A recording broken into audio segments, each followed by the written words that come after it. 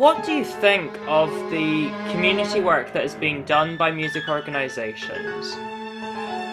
I think everybody's doing what they can, but the deep question is whether or not what they're doing in a given school, for example, or a given community centre, actually has an integrated and inclusive growth strategy so that kids can take up the idea that we've been giving them and take it forward themselves. A perfect example would be, what is the point of me putting a string quartet into a local school in Govan when there are absolutely no string teachers in schools in Govan? So a kid could then be inspired to take up a cello, and I've had kids stare at cellos like they're creatures from an alien planet.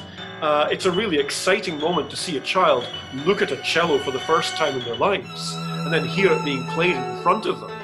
And then to know that that child has zero possibility of ever getting a cello lesson out of the school system they're currently in.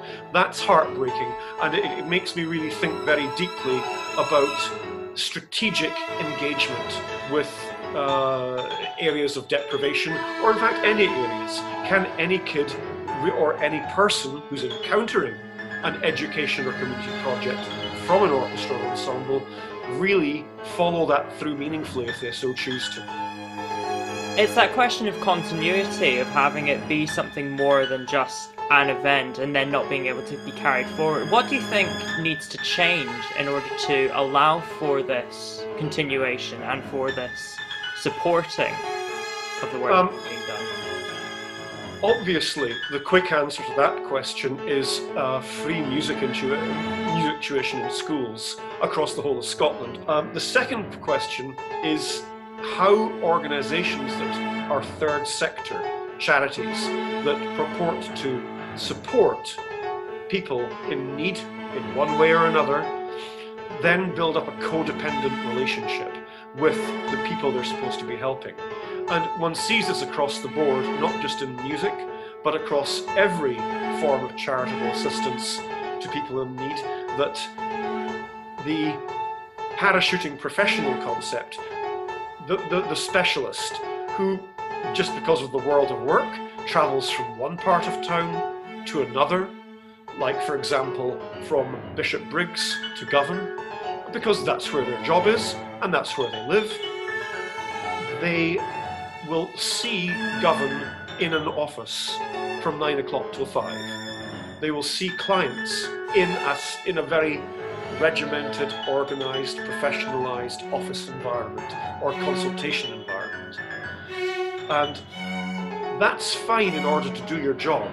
If you need to do one-on-one counselling or one-on-one teaching of an instrument, then you need those conditions in order to do your job well, and the person needs those conditions in order to receive that benefit well. But the problem is, then you shut up shop at 5 o'clock and go back home to wherever it is else outside. And the problems that that creates are, first of all, that the professional never really understands or experiences the reality of the person who's coming to them. And the second problem is that the codependent relationship, whereby the helper needs the helped as much as the helped needs the helper, that becomes toxic over a period of time, and the helped person stays a victim.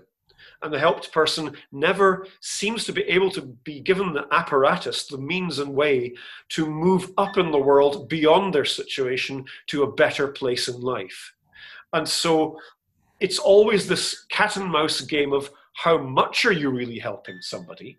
How much are you really helping them break through? There are a whole pile of, for want of a better, and this sounds patronizing, middle class assumptions about what we should or shouldn't be doing for people who are less advantaged than us, which do not, in fact, ever really help a person from a disadvantaged area to move into a better, more productive place.